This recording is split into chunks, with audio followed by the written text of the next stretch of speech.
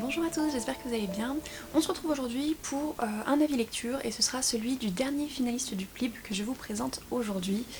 Il s'agit du Dieu oiseau de Aurélie Wallenstein, paru aux éditions Scrinéo. Je ne vous présente plus le PLIB, je vous mets la vidéo dans laquelle j'en parlais si vous voulez en savoir un petit peu plus et que vous n'en avez pas encore entendu parler.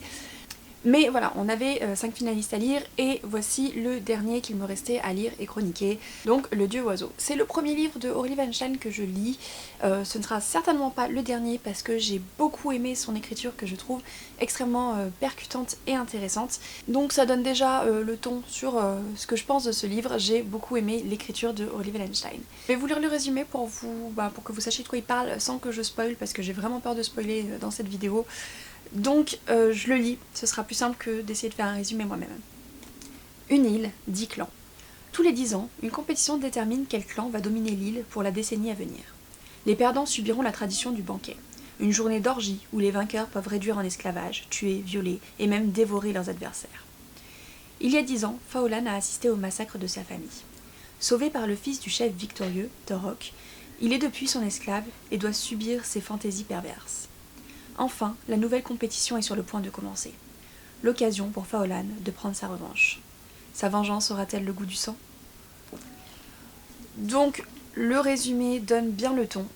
Et en fait, dès les premières pages, ça donne bien le ton également, puisque on rentre dans le vif du sujet. Dès les premières pages, on a droit à toute l'horreur de la violence, du sang, du cannibalisme.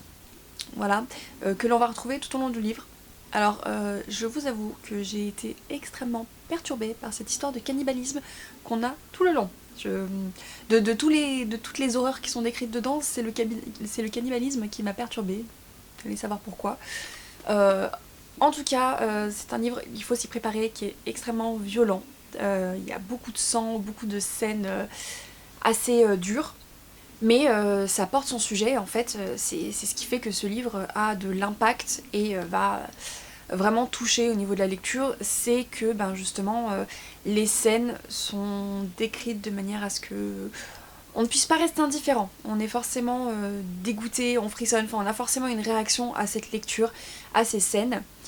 Et j'ai trouvé que ça apportait énormément l'histoire, j'ai vraiment... Donc, j'avoue que j'ai commencé ma lecture en étant un petit peu dégoûtée. En fait, le premier chapitre m'a un peu dégoûtée. Il a vraiment mis dans l'ambiance tout de suite et du coup pour la suite j'y suis allée un petit peu à reculons. Mais passé un ou deux chapitres, au final, je me suis laissée complètement entraîner dans l'histoire où je voulais savoir comment Faolan allait s'en sortir, ce qu'il allait lui arriver, ce qu'il allait se passer. Pas parce que je me suis attachée au personnage, parce qu'au contraire, je me suis pas du tout attachée à Faolan, mais je le trouvais extrêmement intéressant. Je trouve qu'il a une psychologie qui est extrêmement complexe et déroutante, qui fait qu'on n'arrive pas vraiment à saisir le personnage. Par moments, on a l'impression que c'est une victime, et par d'autres moments, on se dit qu'il est presque aussi fou et dangereux que ses tortionnaires. On sait pas trop. Je pense que lui non plus ne sait pas trop. Il est un petit peu entre deux eaux et ça le rend extrêmement intéressant de par sa complexité.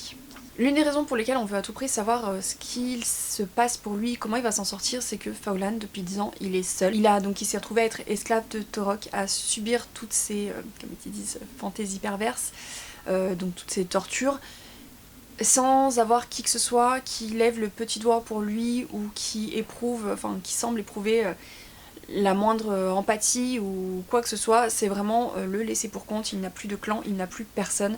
La seule personne qu'il a dans sa vie, c'est Torok qui le torture.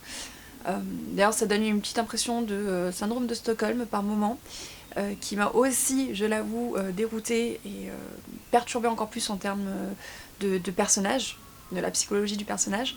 Donc du coup, Faolan subit ces tortures, on en entend, on nous décrit pas mal de ces tortures qu'il va subir, donc vraiment on ressent pour lui. Et le pire, donc ce ne sont pas celles qui sont décrites, ce sont celles qu'on nous laisse entendre, mais pour lesquelles on laisse libre cours à notre imagination. Je pense, pour moi, que ce sont les pires. Il y a beaucoup de choses qui ne sont pas complètement dites, qu'on nous laisse entendre, mais c'est à nous de vraiment les interpréter. Et ce, d'ailleurs, jusqu'au bout. ce livre vraiment laisse la part à notre imagination de manière assez impressionnante. Et du coup moi ça m'a laissé perturbée à la fin de ma lecture parce que mon imagination est peut-être partie un peu trop loin, je sais pas, mais en tout cas voilà, ça a été... Voilà, il y a eu des images qui étaient assez perturbantes. De par ce personnage qui nous échappe, de par sa complexité psychologique, on va suivre les coutumes de son peuple qui sont elles aussi très particulières. Donc tout est basé en fait sur leur croyance en un dieu oiseau.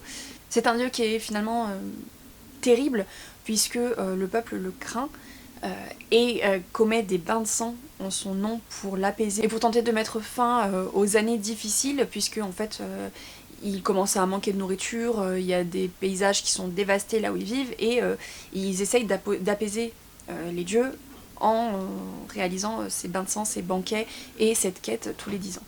On a donc des croyances en un dieu oiseau terrible et sévère qui, le peuple l'espère, remerciera ses quêtes et ses banquets en sauvant leur environnement, en leur apportant de l'abondance. Et dans ce livre, en fait, à travers ces croyances et ce que le peuple fait au nom de ces croyances, on nous montre quand même énormément la soif de sang, la violence de la nature humaine et sa propension à détruire son environnement, et le tout en le faisant au nom de la religion ou en accusant quelqu'un d'autre, puisque là pour le coup ils accusent leurs ancêtres ou les dieux, enfin voilà, ils n'endossent pas la responsabilité de ce qu'ils font à leur environnement et ils accusent même quelqu'un d'autre pour ça, et ils attendent aussi que quelqu'un d'autre résolve le problème pour eux, et ils le font en commettant des atrocités au nom de ce dieu. Donc j'ai trouvé ça très intéressant, j'ai trouvé ce parallèle particulièrement perspicace, puisque mine de rien c'est d'actualité, hein, on regarde notre environnement partir à volo, et puis on accuse les autres, et puis on ferme les yeux, on fait comme si les choses allaient juste s'arranger toutes seules, je sais pas.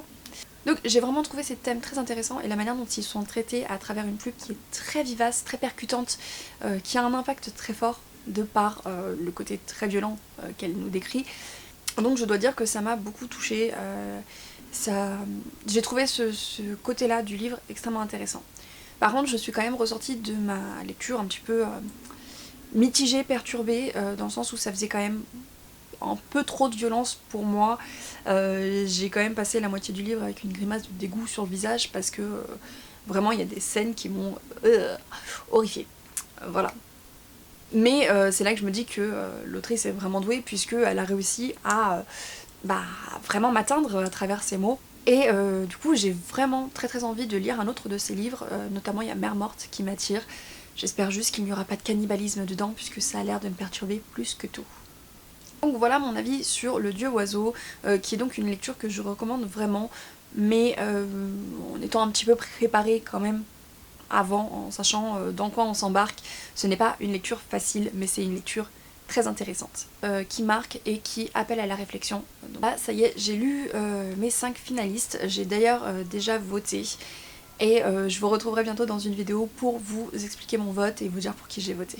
N'hésitez pas à me dire si vous avez lu Le Dieu Oiseau ou un autre livre d'Aurélie Wallenstein, lequel vous me conseilleriez de lire après celui-ci. Sur ce, je vous souhaite à tous de très bonnes lectures et je vous dis à très bientôt. Salut!